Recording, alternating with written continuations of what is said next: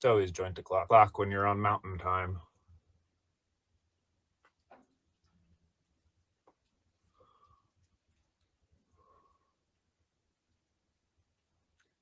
Yeah, I built this, well, renovated and rebuilt this little house of mine. And I took out the ceiling above me, like the finished ceiling, because I'm so fucking tall that if I didn't, I couldn't stand up in my own fucking house. So I can stand between the rafters. That's the other problem with fucking boots, too.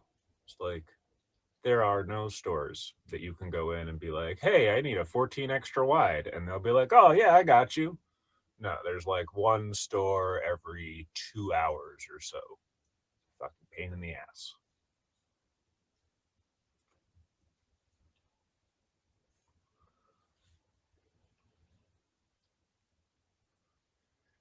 Yeah, it's either side of the spectrum's a little challenging. But, one of my friends is 4'11", and they just ended up shopping in kids' clothing for most of their life.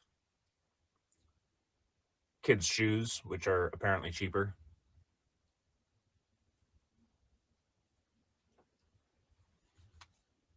Eh, I use baking soda and activated charcoal,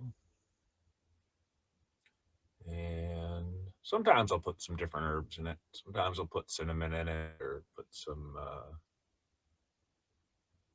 clove or black walnut or witch hazel, or sometimes I put in horsetail grass. Horsetail grass is one of the oldest plant varieties, and it's high in silica. Also good for your hair, nails, skin, and your teeth.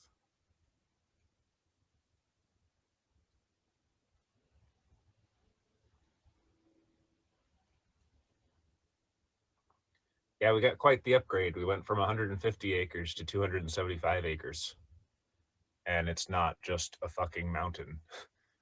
The mountain was great and all. It was just every day was an uphill battle, literally.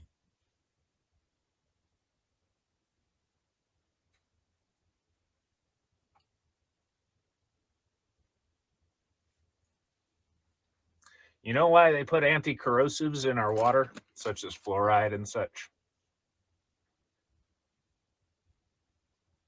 Well, the reason they put anti corrosives in everybody's town water is because the plumbing system in certain areas of the town is, uh, well, every time that something new in the town got built, they added a new type of metal. And so when you have iron and aluminum and copper and lead and other types of metals all connected together, you ever looked at the side of like the big freight boats that sit in the ocean and they carry freight back and forth, and they're these big steel boats? Well, they have these blocks of aluminum or zinc stuck to the outside. Now, the reason that they do that is because the oxygen may want to bind to the iron to make rust, but the aluminum and the zinc will oxidize at a faster rate than the iron. So they put these blocks on the sides of the boat, and it makes those blocks erode away and corrode, and then they remove the block and they replace it. And that saves the integrity of the hull of the boat.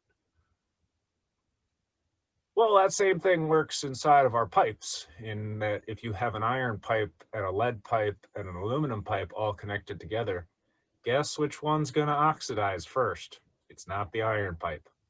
So, all of those types of heavy metals, if you don't have anti corrosives in the water, then water itself is corrosive.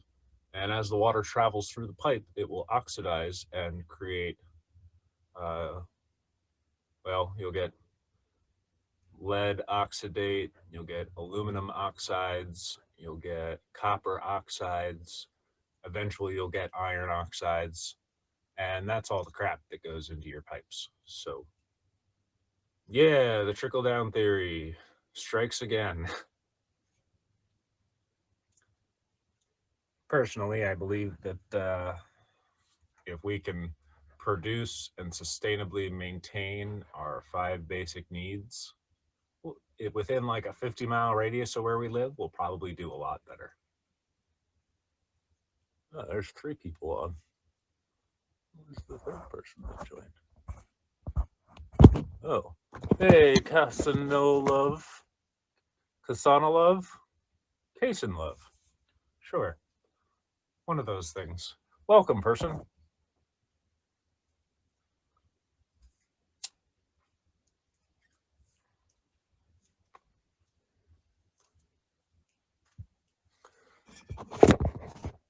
I've put a lot of herb already into bags and jars and stuff, but there's just something about forage and weed from your ceiling in the morning, which I enjoy.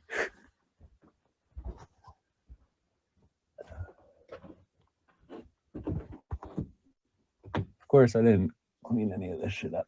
It's all leafy and shit still, but yeah, me and my greens.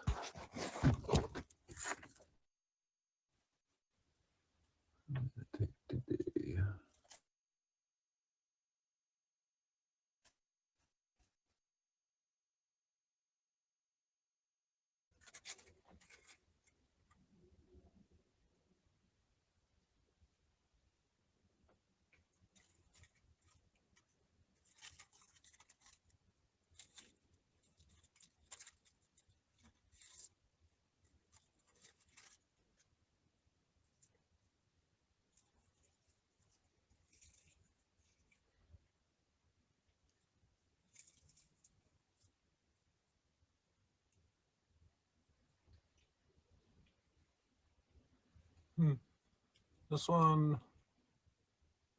is either the peach kush, or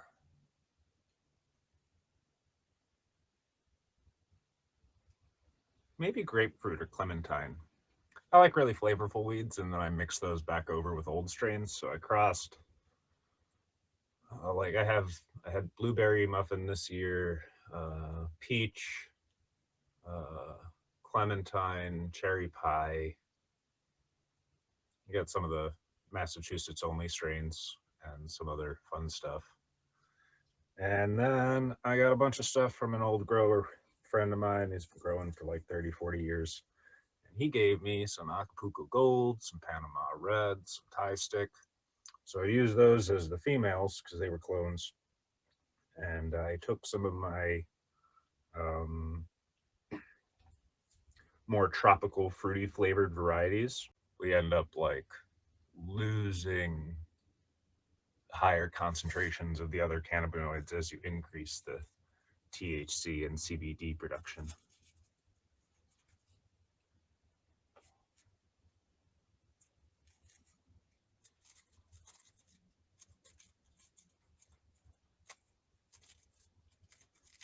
So some updates in my camper. Got stove all set up so it doesn't get too chilly in here anymore.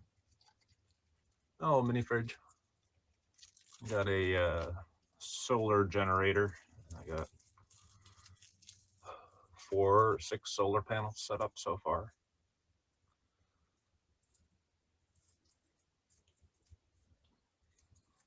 Unfortunately, not all of my panels are compatible with each other.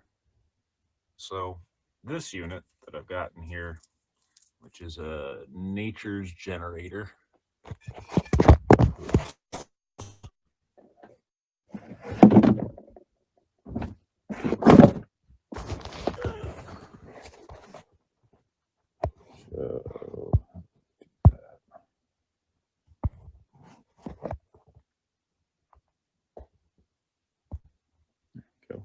So this is a nature's generator, which I got my solar power, solar wind, my solar input feed here. I can also put input, and then it's got its 12 volt, it's got its USB, it's got 3 plugs, and then it also has the AC charge plug here. And it's got the little, so you can see it. Oh, I guess you cannot see it. That didn't work. That did not work as planned. Which just tells me that there's full charge and how many watts I'm using and where they're coming from. And then this is the amount of output that it can have. But, you know, I have a phone charger plugged into it and nothing else right now. So, yeah, this is my house. That's my crazy looking kitchen. There's my stove. There's all my weed. There's all my tools. I don't really spend a whole lot of time in my house. I spend a whole lot of time doing projects and working on shit.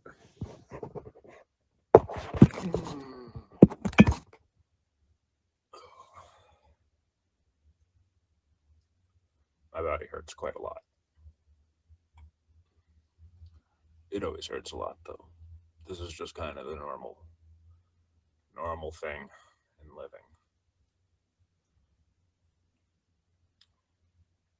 Chronic pain. Yeah. You can do it.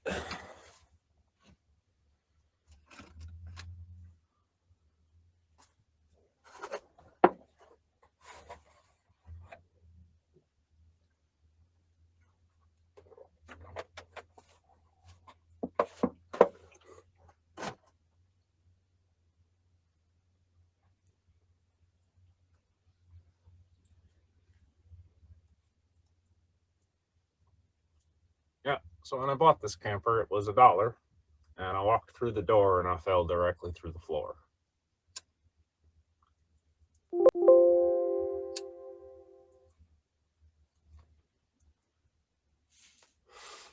Yeah, had vent holes right. There's a vent hole right there, which was for the old propane refrigerator and stovetop, or propane refrigerator and heater. And then the stovetop was over here and it had that vent hole there. And then there's vent caps in the top that was for the gray water, and the black water in the bathroom and shower was in the back. That's my birthday hat. There's a bunch of kids that live on the property here too, and they heard it was my birthday, so they made me a birthday hat. I was working parking for one of the events that was here, and they showed up at like 9 o'clock at night in the pouring rain with a birthday cake and this hat, and wanted to come wish me a happy birthday, which was very nice of them. Yeah, so I walked through the door and I fell through the floor. And so I gutted the camper and stripped it down to the tin or aluminum body. The bottom 6 inches of framing was completely and totally rotted out. It was just dust, like you could stick your finger straight on through, just right on through to the other side. And so I built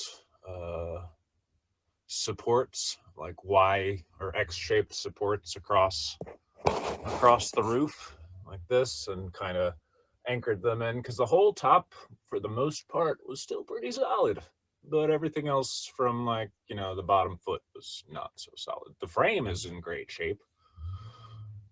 So yeah, I worked on it piece by piece, where I would remove the floor, remove the framing, put supports up all the way around. Then I realized, for whatever reason, once upon a time, they decided that rather than, you know, there being like a solid skirt that the walls and everything sit on top of, like a solid, you know, perimeter, they would just make it out of 2x1s. So that was all gone, and the entire body was just resting on like 2 footings over the double axle, 1 footing in the back for the back bumper, and 1 footing in the front for the tongue. So kind of went around and kind of lifted the whole body of it up a little bit and got it all nice and level. And then I got 1/8 inch thick angle iron, 9-foot pieces, and I welded those into from the edge of the wheel well, where the frame comes from the wheels, straight to the front, to where it had been sitting on the near the tongue. and then I did another section of those straight to the back. So now it's got an 1/8 inch thick angle iron frame that it sits on top of and is bolted into. Uh, Once the angle iron was in place, I got 3/4 inch sheets of plywood, exterior plywood, and laid that down and bolted that into the frame. And then once the plywood was down, I used 2x4s and 3x4s to uh, rebuild the 2x1s that was the previous framing of the bottom, and then bolted that into the plywood and into the steel frame. And I also went under the camper and sanded all of the, well, I used a sandblaster, but sanded all of the rust off any portions of the frame. It wasn't too bad. There wasn't like any holes or anything like that, just a little bit of corrosion here and there from travel and whatnot. And once that was done, then I went back through and took a paper towel with a little bit of water on it and covered everything so it'd get a slight patina. Then once it was completely dry, then I went back through with rubberized paint and rubber coated the entire frame of the camper. And painted all of the plywood, and then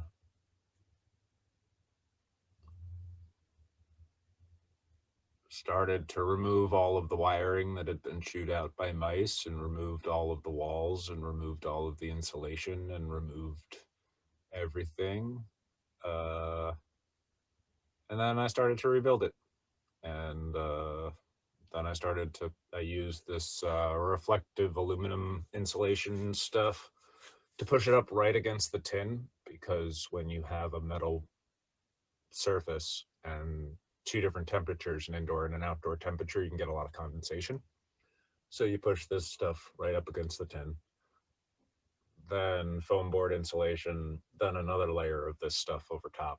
And I have not seen, I've gone, because I've made the camper in a way where in a day, I can take almost everything apart and not lose any of the materials by taking them apart.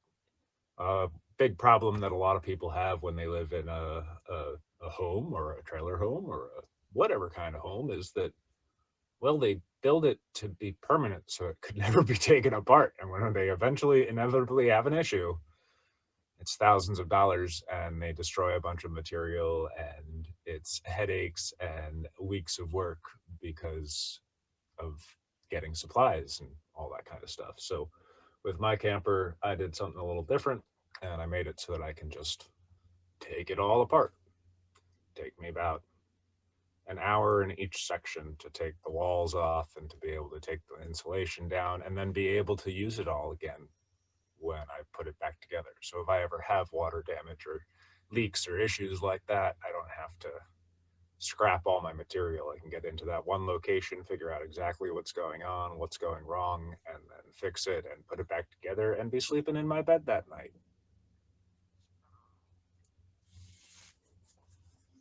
When I was building this camper, I was living in a military tent on top of the mountain,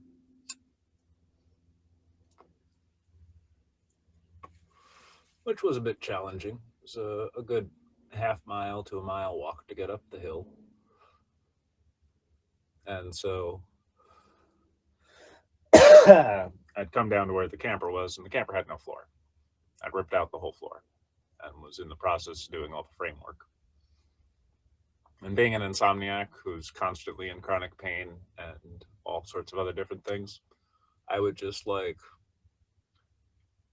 take a 2 foot by 8 foot sheet of plywood, throw it down over top of the frames, take a little propane heater, like a little buddy space heater, stick it on the ground, and it'd be like, 14 degrees outside. Welcome to Tacoma, Washington.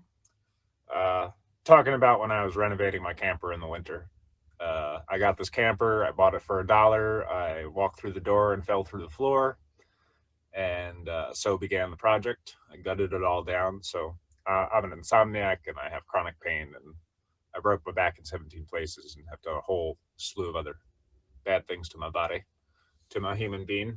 So I would just like take this 2 foot by 8 foot sheet of plywood and throw it down on top of the frame and stick the little buddy propane heater on the ground, and then curl up in my sleeping bag and sleep for like 3 or 4 hours. And then I just get up and go back to working again. And just every time that my back started to hurt, I'd lay down, take a nap, and then get back up and be right as rain. Well, you know, as right as you can be. And then get back to it. I'm making some coffee.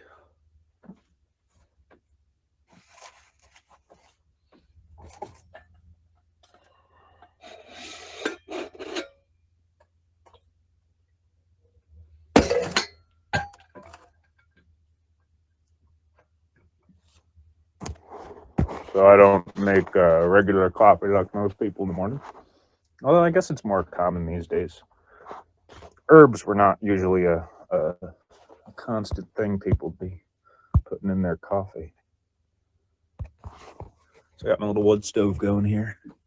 And this is my pot of chaga, reishi, lion's mane, cordyceps, ginseng, and ginger. It gets pretty hot on the stove there. Joys of nerve pain. I don't really feel shit anymore.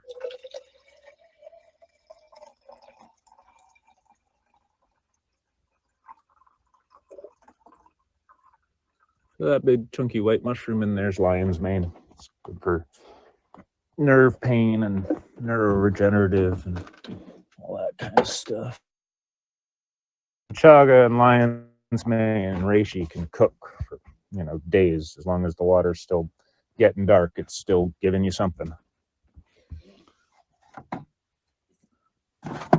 Wants, needs, and boundaries are for your own physical, emotional, and mental state, then you can travel and go and do whatever you want. If you know how to take care of yourself, and you only need so much money to get through things.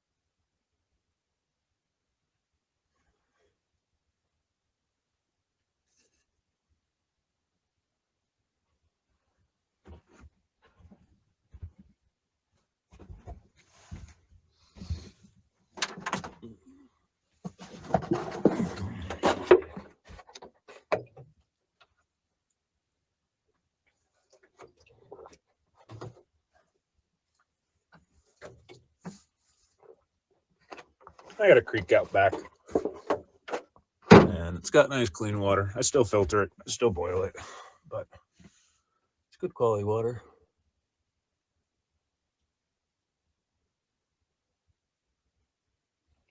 Yeah, do whatever's clever, whatever floats your goat.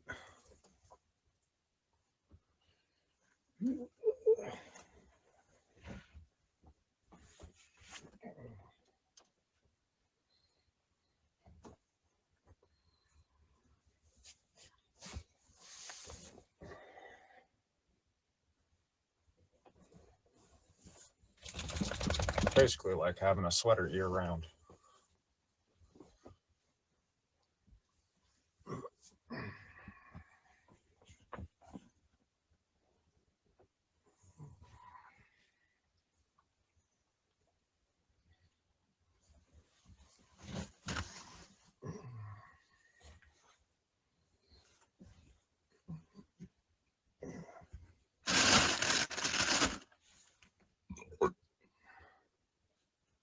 What the heck? Hi, easy girl.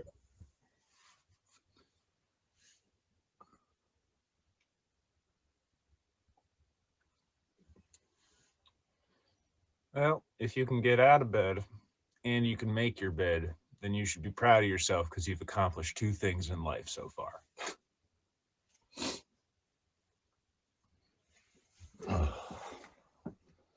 I got out of bed and I've made coffee. I have not made my bed. Makes it a little harder with my dog on my bed.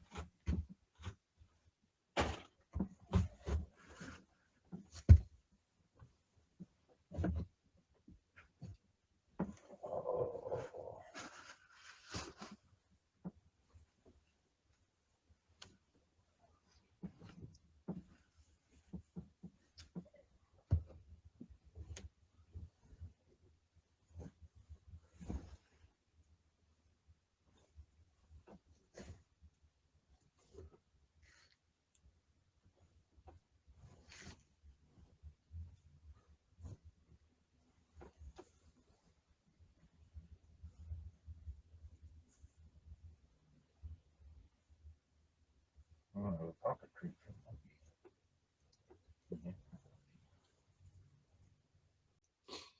All right, I've accomplished three things today. I've gotten out of bed, I got coffee made, and I've made my bed.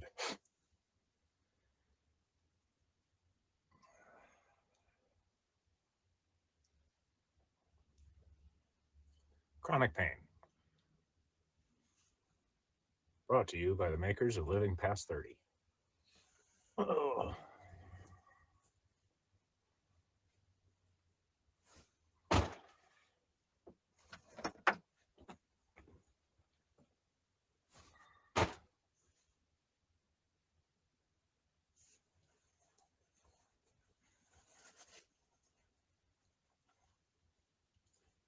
Good girl.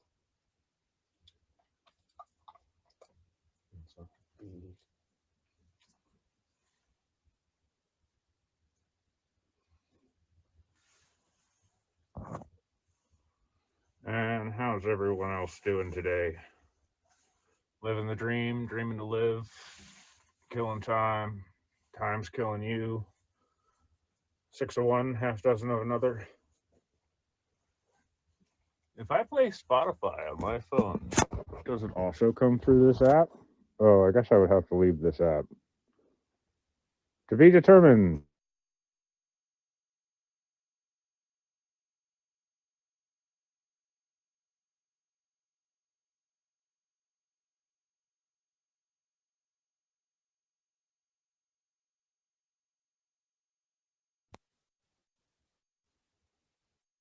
It does not. It does not do that.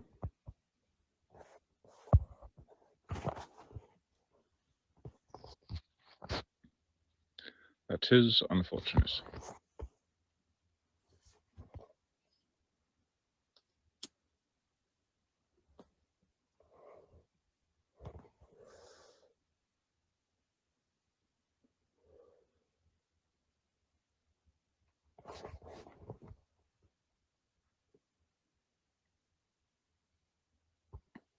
My feet are so freaking cold.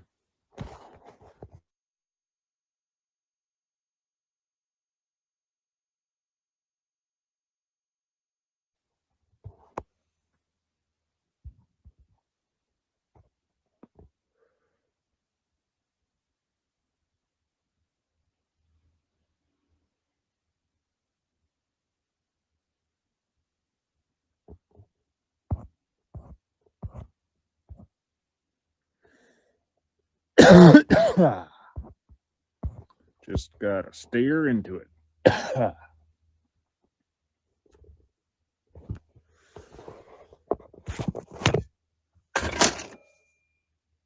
Yeah, sun's been up for a few hours. I've been up for a lot of hours. I get up at like 5 a.m. for no real reason other than I just do.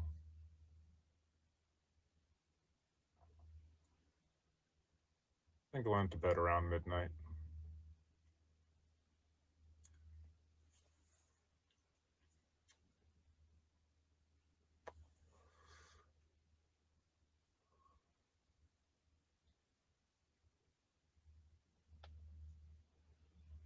It's good though. Get up at 5, go throw a few logs in the stove, stand outside, look at the stars, watch the first bit of light as it peeks over the horizon. You can also radically hear the change in the types of birds.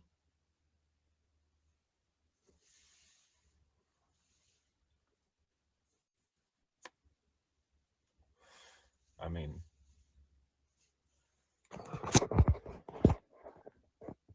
looking out my window, it's just a creek and I'm in the woods. And if I look out this window, it's also a creek in the woods. There's my towel with my fire pit. If I look out this window, it's also mainly just forest. Forest all around.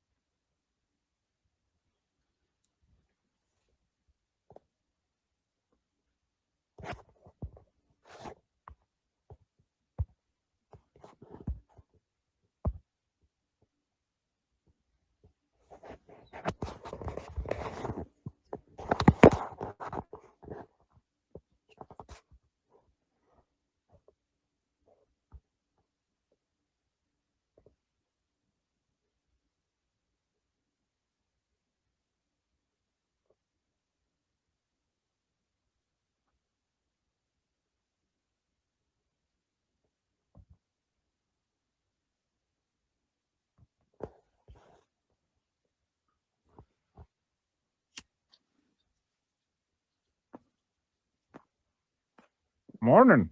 Oh, God. How you doing? What you saying, my brother? You good? Doing good. You rolling a joint? I'm smoking a joint. Hey, fucking brother. Come on. Wait. What part of the world you in, cuz? New York. You're my killie. I like that, man. From Canada, my brother, man. Nice. Yeah, my bro, man. You say you smoking on good weed, though, I bet you. Yeah, you're damn Skippy right, man. You should send sign to man. Yeah, I grow my own. Some Acapulco Gold I cross with some blueberry muffin. Then you should send me a few, my brother. Do some business. Seeds, man. Seeds are where it's at. Seeds, yeah? But the thing is, I don't know how to grow, brother. You better learn with the way the world's looking, man. Oh man, I know, man. But yeah, I have a hard time growing, man. I'm not gonna lie to you, bro. It's very hard to grow though, man. If you get one thing wrong, it's a fuck up. It's a weed. It's a weed. They call it a weed for a reason. This is what I'm saying, bro. Like it's not easy. It's not as straightforward. Can you Get grow a tomato quality plant? stuff. I think I've tried before. Yeah, I mean, I've tried growing weed before, but yeah, man. It came shit weed. I'm not gonna lie to you, bro. It wasn't even potent. yeah, it comes down to water, sun, and type of fertilizer. Yeah, there we go. Yeah, I mean, if you use, I like to use seaweed, bat guano, and You been those growing for three things mixed together. You're you're good. about 15, 20 years now. Okay, fucking hell, that's a long I time, like bro. it. You got experience. Yeah, Yeah, I've what worked. how can you grow that's legal? I used to travel to all the different states as they become medicinally legal and then recreationally legal, and you can kind of hop in Uh, and it's off the books work. So you get paid like anywhere from 20 to 50 an hour to go do plants and shit like that. And you know, 10 okay. years ago, 20 an hour was pretty good. Yeah, cool. That's banging, bro. Fucking even now with a fucking now in England is that's good money. £20 an hour. Yeah, You know what I'm saying? In yeah, not London. too bad.